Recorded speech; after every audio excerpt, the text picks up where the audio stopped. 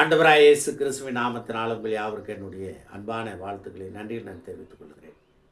ஆண்டவராய் இயேசு கிறிஸ்து மலைப்பிரசங்கத்தில் 5ஆம் அதிகாரம் 5வது வசனத்தில் சாந்த குணம் உள்ளவர்கள் பாக்கியவான்கள், அவர்கள் பூமியை சுதந்திரித்துக் கொள்வார்கள் என்று ஆண்டவர் சொல்கிறார்.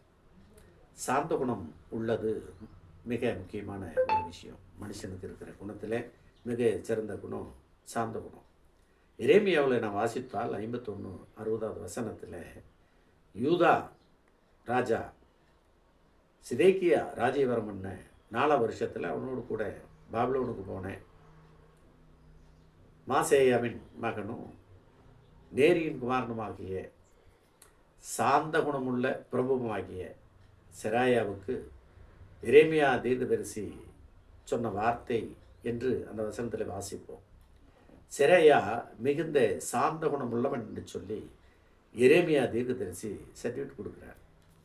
என்ன அவந்தில் 12:3 வசனத்தில் நான் வாசித்தால், மோசேயானவன் பூமியில் உள்ள சகல ஜனங்களிலும் சாந்த குணம் உள்ளவன் என்று சொல்லி என்னாம் புஸ்தகத்தில் நான் வாசிக்கிறோம். ஏன் சாந்த குணம் என்று சொன்னால், 6 லட்சம் புருஷர்களுக்கு மேலாக வழிநடத்தி வந்த மோசே பல காரியங்களை அவர் சந்தித்தார்.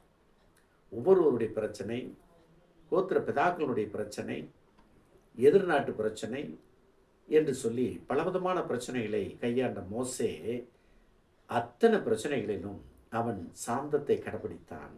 ஆகவே தான் ஆண்டவரை இயேசு கிறிஸ்து கூறும்போது சாந்த குணம் உள்ளவன் பாக்கியவான், அவன் பூமியை சுதந்திரித்துக் கொள்வான் என்று சொல்லி நாமும் பரலோகத்தை சுதந்திரித்துக் கொள்வோம். தேவனுக்கு நாம் நன்றி சொல்வோம்.